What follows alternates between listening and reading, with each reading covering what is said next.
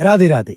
कभी नोटिस किया है, जो इंसान हमें सबसे ज्यादा हर्ट करता है, हम अक्सर उसी इंसान के पास वापस चले जाते हैं।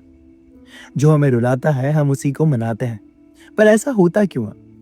सेल्फ रिस्पेक्ट की कमी की वजह से, या इसके पीछे कोई और डीपर साइकोलॉजी है? चलो, let's decode this with pure science. अब यहाँ पर सच तो ये है कि ये कोई वीकनेस नहीं है, ये ब्रेन की इमोशनल कंडीशनिंग है।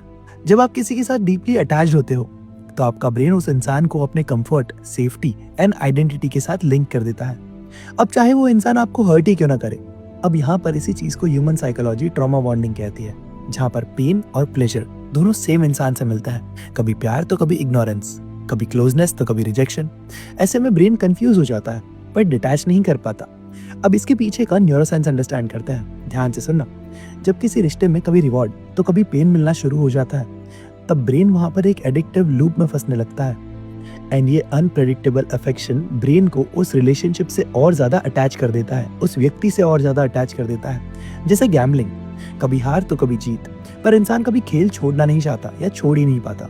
इसी वजह से आप जानते हुए भी कि वो इंसान आपको रिस्पेक्ट नहीं दे रहा, आपको हर्ट कर रहा है, आप वापस से उसी के पास चले जाते हो, क्योंकि अब यहाँ पर डिसीजन आप प्रेम की वजह से कम और सेल्फ प्रोग्राम्ड ब्रेन की वजह से ज्यादा ले रहे हो। थोड़ा कॉम्प्लेक्स हो गया, राइट?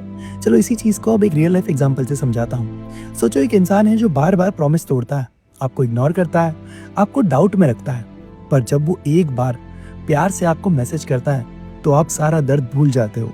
ये प्यार नहीं है, ये एक तरह का इमोशनल डिपेंडेंसी वाला ट्रैप है। लेसन हमेशा याद रखो, attachment is not love, comfort is not respect. Familiar pain brain को सेफ लग सकता है, तो अगली बार जब आप खुद से पूछो मैं वापस उसी इंसान के पास क्यों जा रहा हूँ, तो खुद को ब्लेम मत करना, बस अपने पैटर्न्स को समझने पर ध्यान देना। क्योंकि हीलिंग तब शुरू होती है जब आप चीजें ऑब्जर्व करते हो और अपनी अवेयरनेस को बढ़ाते हो। तो आज के लिए बस इतना ही। अब अगर तुम ऑलरेडी इस लूप में फंस चुके हो और चाहते हो कि नेक्स्ट पार्ट में हम how to break emotional attachment और ट्रॉमा बॉन्ड इस चीज को समझे, तो कमेंट में लिखना राधे राधे।